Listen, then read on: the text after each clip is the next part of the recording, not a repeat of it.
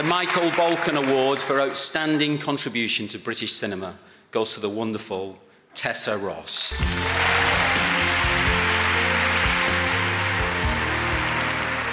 Well, thank you so much. You'll have seen those clips. You'll know jolly well that work is by a host of other people, an army of other people, and not me, not least this wonderful man who I've had the most wonderful time working with. And I would have loved to have listed names and do some proper thank yous, but in truth, the list is so long that I thought you wouldn't mind and you'd forgive me if I just said a huge thank you to the extraordinary writers and the visionary directors, the magical technicians and actors, the dogged producers that I've had the huge privilege of working with. I've learnt something every day and continue to do so, and in truth, those wild, winding, crazy journeys, I say looking at Danny, have been the very best bit of the work for me. I get to take this wonderful thing home and put it on my mantelpiece, and I've sat here jealously looking at teams of people who've come up, because of course I share this with my brilliant team at Film 4, a group of people who are truly exceptional and very much like a second family. And really the reason we can work this way is because of a vision that was built 30 years ago by some brilliant people, amongst them David Rose and Jeremy Isaacs. And the vision was very simple, and it was this: to take the values of what was then a very new public service channel, Channel 4, and those values were of taking risks, of nurturing talent, of doing things differently, of challenging preconceptions, and taking those values to the community in this country, the talented people who want to make feature films. So thank you very, very much for this. It's wonderful to be part of building a legacy that is Film 4, but in truth, the thing that matters most to me is that it should continue to do bigger and braver things, and that it should be an essential part of our cultural life for very many years. So thank you very much.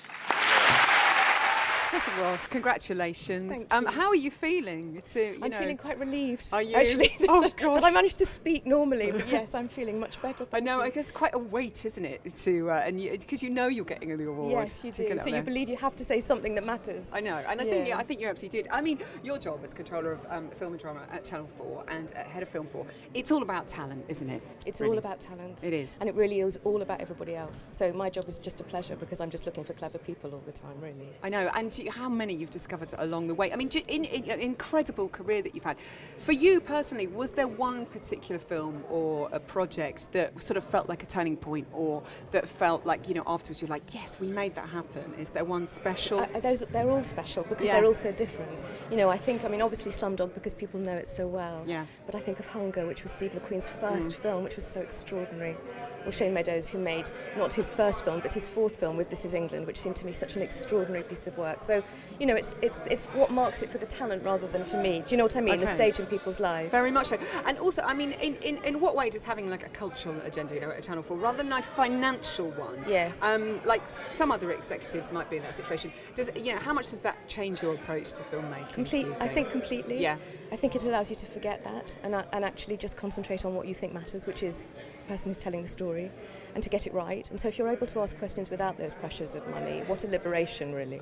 And then maybe the money will come, but it means there's a purity to the process, which is pretty wonderful. Well, it is pretty wonderful, isn't it? I mean, you've got some incredible projects coming up. But Danny, well, you've got projects from Danny Boyle, Michael Winterbottom, Steve McQueen, Richard Ayoade, all our favourites. Yeah. I mean, it sounds like it's going to be quite an incredible year in British cinema, yet again. I hope so. But, you know, every one of them is exciting. It's like having babies, isn't it? You think each one is just the most wonderful thing. But honestly, this year is very exciting. And John Glazer's first film for a long time, Kevin MacDonald's next film. Yeah. So a lot of very good people coming through. So when you list them like that, it's incredible. I know, it's like having a package of beautiful flowers, isn't it? I know, and you've worked with all of them. It's absolutely wonderful. And I mean, what do you sort of feel about, how do you feel about British cinema at the moment? Good times, do you think? I think it's very hard. Yeah. I think it's very tough, and I think that's why it's a bit like having a Noah's Ark, where you try and look after as many people as possible. But there's so much talent, so it can't be all bad. It's just that money's tough for people. Yeah.